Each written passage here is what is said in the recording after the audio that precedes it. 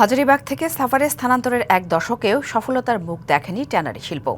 কেন্দ্রীয় তরল বর্জ্য শোধনাগার সিইটিপির সংকটে মেলেনি পরিবেশের ছাড়পত্র। ফলাফল, বিশ্ববাজারে রপ্তানি শর্ত পূরণে ব্যর্থ ট্যানারি মালিকরা। বৈশ্বিক সংকটে দেখা দিয়েছে রাসায়নিক সরবরাহ নিয়ে শঙ্কা। তার উপর বেড়েছে লবণের দাম। কোরবানির ঈদ ঘিরে প্রস্তুতি অনেকটা সম্পূর্ণ হলেও আশা নিরাশার দোলাচলে সাভারের চামড়া শিল্প মালিকরা।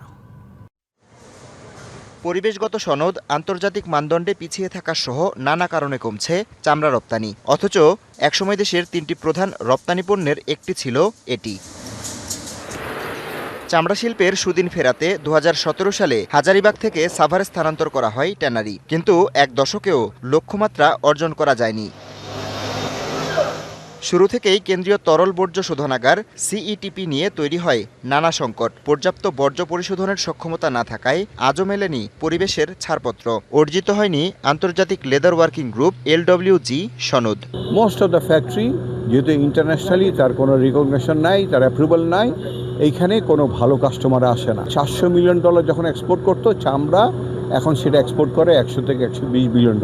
এদিকে কুরবানির ঈদ ঘিরে প্রস্তুতি সম্পন্ন করেছেন ট্যানারি শিল্প মালিকরা। তবে মধ্যপ্রাচ্য যুদ্ধ পরিস্থিতিতে রাসায়নিকের যোগান এবং লবণের বাড়তি দাম ভোগাতে পারে। কেমিক্যাল ইম্পোর্টের ব্যাপারে যখন পিআইগুলো দেওয়া হয়েছে, কিন্তু পিআই মোতাবেক আমাদের যারা সাপ্লাইয়ার দেশের বাইরে থেকে যাদের থেকে আমরা ইম্পোর্ট করি, ওরা এলসি ওপেন করছে না। সালফিউরিক অ্যাসিডের ব্যাপারটা নিয়ে একটু সমস্যা আছে, যেটা অনেক গুণ বৃদ্ধি পেয়েছে।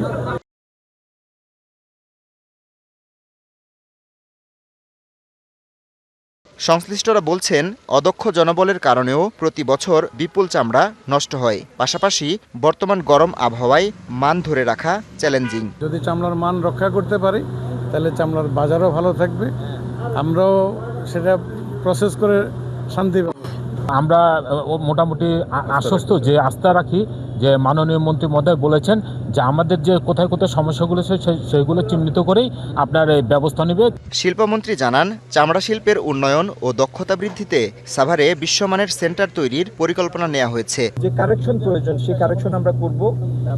ইন্ডিভিজুয়াল ট্যানারিগুলি, সক্ষম ট্যানারিগুলির অধীনে আমরা অনেকগুলি নতুন করে ইটিপি তৈরিতে প্রয়োজনীয় পদক্ষেপ নিব। একটি বিশ্বমানের প্রতিষ্ঠান দ্বারা পরিচালিত একটি সেন্টার এখানে থাকবে, যার মাধ্যমে আগামী দিনে এই সেক্টরটির ইনশাল্লাহ আপনারা নিশ্চিত এবং ক্রম উত্থান দেখবেন। সাভারে ২০০ একরের চামড়া শিল্প নগরীতে ১৪১টি ট্যানারি চালু রয়েছে। DBC news desk.